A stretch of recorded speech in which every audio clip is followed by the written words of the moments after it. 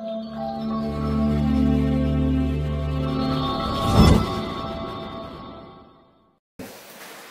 caring people, selamat datang di Pismo Podcast. Hari ini kita kedatangan dua narasumber keren dan kita bakal ngobrol-ngobrol cantik. Dan ini adalah Kak Murio, Ketua Umum Pismo Club. Halo Kak Murio. Dan ini Kak Ica, sebagai divisioner Pismo Club. Halo Kak Ica. Halo Vira. Halo Murio. Halo. Nah, gimana nih Kak kabarnya hari ini? Aku alhamdulillah sehat. Nah, pastinya temen-temen nih kepo, kita mau ngomong apa sih sama dua narasumber keren kita hari ini. Nah, langsung aja nih ya Kak, ke Kak Murio dulu deh. Kak, jelasin dong apa sih Pismo Club itu dan fokusnya ke arah mana sih Kak? Oke, jadi Vismo itu berangkat dari namanya sendiri, Visible Society Empowerment Club, yang berarti kan kita organisasi yang bergerak di pemberdayaan masyarakat. Yang kita tuh memiliki 3 ranah fokus.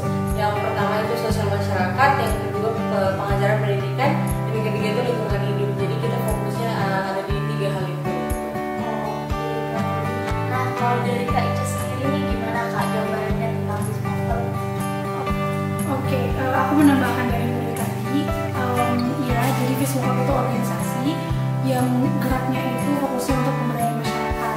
Nah, cuman menurut aku yang spesialnya adalah Vismo Club itu karena anggotanya adalah anak-anak atau mahasiswa-mahasiswa Visipol.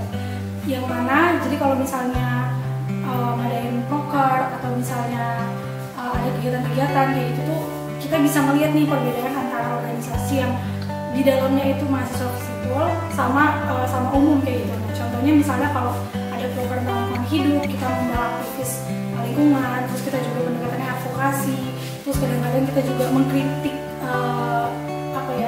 hal-hal yang terjadi saat ini gitu kan, soal pemberdayaan. Itu sih yang menariknya.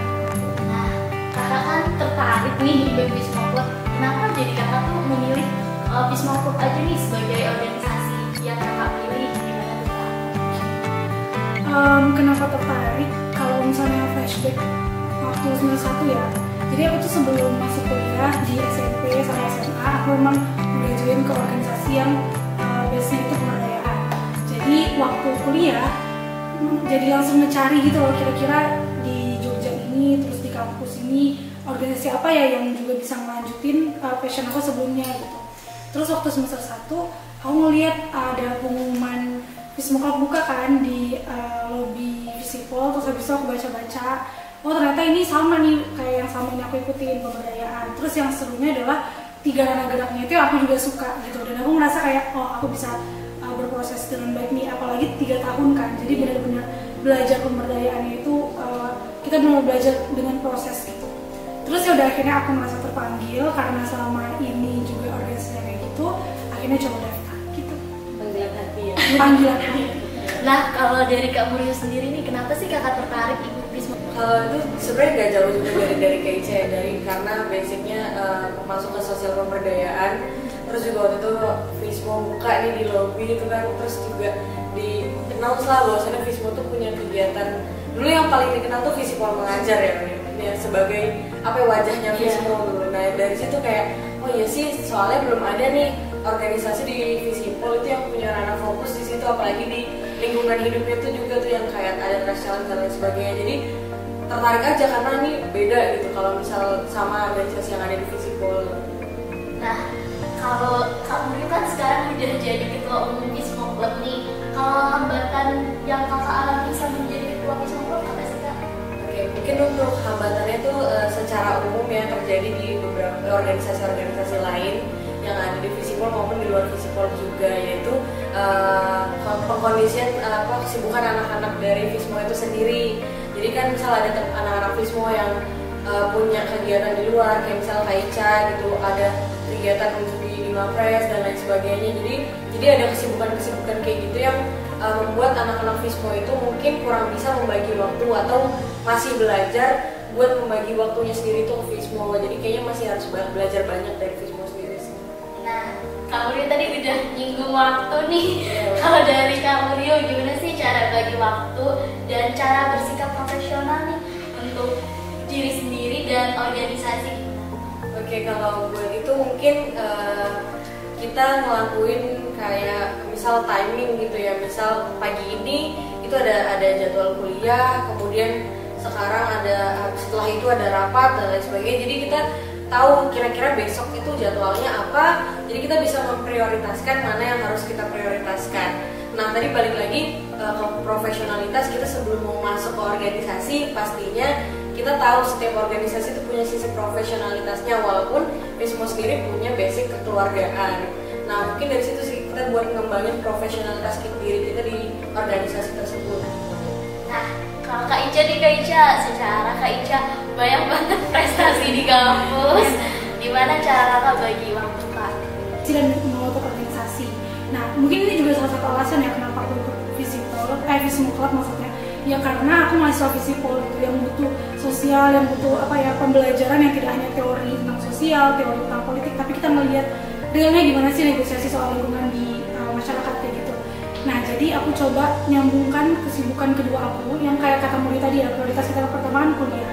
Terus setelah itu kita memilih untuk sibuk organisasi supaya nggak terlalu capek bagi waktunya dibandingkan sama perkuliahan itu. Nah terus abis itu mau sibuk yang lain, yaitu sibuk kompetisi. Nah akhirnya ketika aku pengen ikut kompetisi, aku mencoba untuk menggunakan waktu aku yang tadi di organisasi sama waktu aku yang di kuliahan, aku gabungin tuh materinya buat aku daftar lomba kayak gitu. Jadi tips dari aku pertama kenalin pengen sibuk apa, terus yang kedua tentuin prioritasnya apa, terus yang ketiga kesibukan-kesibukan yang lain itu mengikuti prioritas kalian dan usahakan balance satu sama lain gitu, sama relate. Jadi akhirnya kalian nggak terlalu merasa kayak capek banget kenapa semuanya beda-beda ya gitu, padahal semuanya itu bisa disatukan satu jalan gitu sih. Nah kalau Kakak, cara Kakak bersikap profesional nih Kak antara masalah pribadi sama masalah organisasi gimana? Oke. Dalam organisasi khususnya juga, karena yang namanya organisasi itu kita belajar profesional ya. Kalau dikerjakan beneran langsung profesional gitu. Nah ini masalah yang menurutku masalah yang sering banget kita temuin kan, karena sebagai mahasiswa dalam organisasi pasti kita punya teman kan, teman sesama mahasiswa. Nah menurutku cara profesional ketika misalnya kita punya masalah pribadi nih sama teman kita, tapi kita dalam satu organisasi, kita harus sadar dulu sih kalau misalnya organisasi ini kita pilih untuk kita belajar profesional. Jadi kalau misalnya kita masih membawa masalah pribadi ke dalam organisasi, berarti kita nggak ada pembelajaran baru dong yang kita dapetin di organisasi itu, karena kita pengen belajar profesional. Terus yang kedua adalah kalau aku komunikasi interpersonal sih yang paling penting. Jadi kalian misalnya punya masalah pribadi nih sama teman kalian, tapi dalam satu organisasi, dalam satu divisi gitu kan, mau kerja bareng. Nah gimana tetap profesional adalah aku coba ngomong sih, kalau aku ngomong pribadi ke orang itu, terus aku bilang kayak kita harus bedakan yang mana hubungan personal mana hubungan profesional. Terus setelah itu dan kita sama-sama tahu kan tujuannya buat apa, buat belajar gitu. Jadi kalau misalnya dia tahu dan dia paham dan kita coba bisa pahamkan dia, itu bakal bisa profesional sih. Karena satu sama lain itu punya pandangan yang sama gitu soal profesional. Walaupun kita temenan ya Kak, kalau di organisasi kita tetap mencoba untuk profesional. Ya, Iya mungkin lebih sedikit apa, jadi kayak kita belajar untuk memisahkan mana yang harus dibawa ke organisasi, mana yang harus disimpan diri sendiri. ya betul. Nah kalau Kak Muryu sendiri nih, mungkin Kak Muryu sebagai ketua umum pasti nih ngeliat anak-anak Vismo yang kadang hilang-hilangan. Iya. Jadi cara Kakak menyelesaikan masalah itu gimana sih? Oke, mungkin buat langkah pertama kita cari tahu dulu ya penyebabnya. Pasti kan ada penyebabnya kenapa anak ini hilang, mungkin dia punya kesibukan yang lain atau dia punya permasalahan yang memang menghambat dia kinerja dia di organisasi. Nah nanti kalau setelah kita tahu dari situ permasalahannya apa, kita coba ajak dia kembali gitu untuk meluangkan waktu lagi di Vismo itu sendiri gitu. Bisa nggak ini untuk aktif lagi dan lain sebagainya. Nanti kalau memang dari anaknya tidak ada kemauan untuk kembali lagi, maka kita akan menindak secara profesional gitu. Sama kayak organisasi-organisasi lain, pasti ada tindakan buat anak-anak yang memang tidak berkomitmen kembali di organisasi tersebut. Oke, nah kalau dari Kak Ica sendiri nih Kak, menurut Kakak tuh penting gak sih ikut organisasi dan manfaatnya tuh apa sih Kak? Oke, sebagai baru saja alumni gitu ya, baru saja alumni mahasiswa, menurut aku penting banget guys, karena sebenarnya kalau di dunia kerja ya, kalau aku kan belum terlalu banget gitu ya. Cuman dari aku yang baru mau mulai dunia kerja, sebenarnya yang paling pertama dilihat setelah kita berkas itu kan kayak ijazah dan lain gitu ya. Itu adalah skill kita, kemampuan kita. Karena teori itu bisa dipelajarin, kalian bisa dikirim pelatihan sama tempat kalian kerja gitu. Tapi kalau skill kayak leadership, terus teamwork, terus public speaking gitu kan, interpersonal skill dan skill-skill yang lain yang nggak dipelajarin di kampus, itu di mana lagi kalian dapatkan? Kalau salah satunya adalah di organisasi, atau mungkin kalau organisasi ya mungkin kalian ikut panitiaan dan lain-lain gitu ya. Tapi intinya adalah coba untuk punya kesibukan atau punya aktivitas lain di luar perkuliahan, karena itu kerasa banget perbedaannya ketika kalian setelah kalian lulus. Karena 4 tahun itu kan nggak kerasa sebenarnya teman-teman, tapi kalian mulai sadar kayak oh ternyata aku udah bisa public speaking lebih baik ya dari aku semester 1 dan lain sebagainya kayak gitu. Dan ketika kalian dilepaskan di dunia kerja, ya udah kayak bekal itu tadi loh yang udah kalian siapin itu loh yang bakalan menentukan kalian di mana setelah kalian kuliah. Jadi penting banget. Nah, kalau harapan dari Kak Muryu dan Kak Ica buat Pismo Club periode yang akan datang nih, apa dari siapa dulu nih Kak? Dari Muryu. Oke, mungkin harapannya untuk periode yang akan datang ya. Jadi harapannya sekali lagi pasti namanya evaluasi itu merupakan hal yang penting. Jadi kadang kita sebagai manusia tuh menganggap evaluasi itu hanya pada saat itu evaluasi, tapi kita jarang membuat evaluasi itu jadi next step buat kelanjutannya gitu. Nah, aku benar-benar menekankan kita belajar banyak dari evaluasi, kemudian dari evaluasi tersebut kita kembangkan hal-hal yang kemarin itu dirasa kurang. Jadi kayak bukan cuma pengembangan diri kita sendiri, tapi kita bisalah mengembangkan Vismo ini kemana geraknya Vismo yang sekiranya besok akan menjadi lebih baik di pemberdayaan itu sendiri. Almaida. Ya, aku setuju banget sih sama Muryu tadi ya, evaluasi dari periode sebelumnya atau dari kegiatan-kegiatan sebelumnya itu perlu banget dipakai. Terus tambahan dari aku adalah karena Vismo ini tuh base-nya adalah pemberdayaan, jadi harapannya setiap periode itu selalu membawa pemberdayaan itu lebih baik dan berkelanjutan. Kayak sebenarnya kayak yang udah dijalankan sama periode tahun ini ya, keren banget teman-teman karena kalian menekankan berkelanjutan itu. Karena kalau pemberdayaan yang cuma iya kayak gitu, atau misalnya setiap periode punya desa bina masing-masing, punya sekolah masing-masing, itu pemberdayaannya nggak kelihatan. Better kita benar-benar ngembangin satu sekolah, benar-benar ngembangin satu tempat yang itu kelihatan step by step progresnya. Itu sih, jadi harapan aku periode ke depan lebih fokus pada indikator keberlanjutan dari pokok-pokoknya. Nah, 3 kata buat Vismo Club nih Kak. Siapa dulu? Kak Ica. Aku ya. Oke, Vismo Club itu adaptif dan berdampak gitu. Karena adaptif pertama, karena aku melihat periode ini tuh keren banget. Aku mantau dari sosial media, terus juga beberapa kali ditanyain soal paper kalian gitu kan. Yang kerennya adalah karena kan kita lagi transisi gitu ya dari pandemi, dan sekarang udah boleh melakukan aktivitas offline.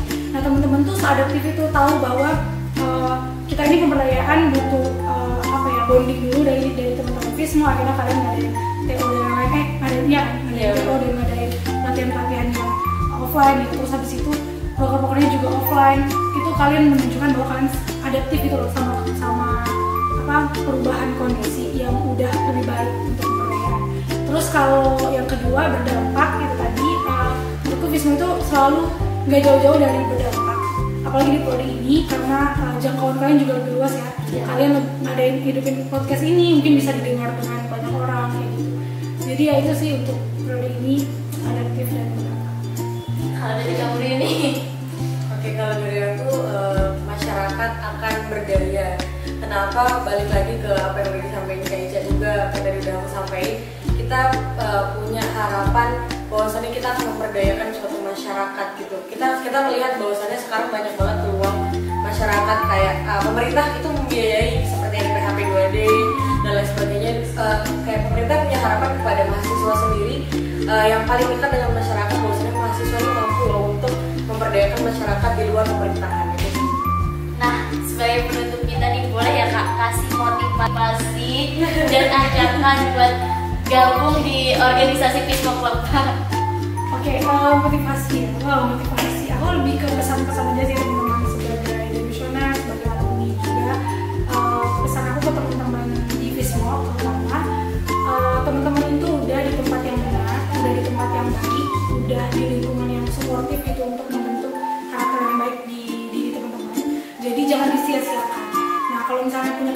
buat belajar, dikasih tanggung jawab misalnya jadi ketua apa, jadi sekretaris apa, atau jadi bendahara dan sebagainya, dikerjakan dengan baik. Karena tadi balik lagi kayak pesan aku, skill itu butuh proses dan kalian bisa bentuk itu di Vismo. Terus untuk teman-teman yang mungkin belum gabung Vismo, teman-teman bisa lihat bagaimana Vismo Club itu sekeren itu teman-teman, programnya, terus juga bondingnya, kekeluargaan, dan ya benefit dari alumni-alumni benefit yang alumni-alumni rasakan itu terlihat banget. Jadi ya Vismo tempat yang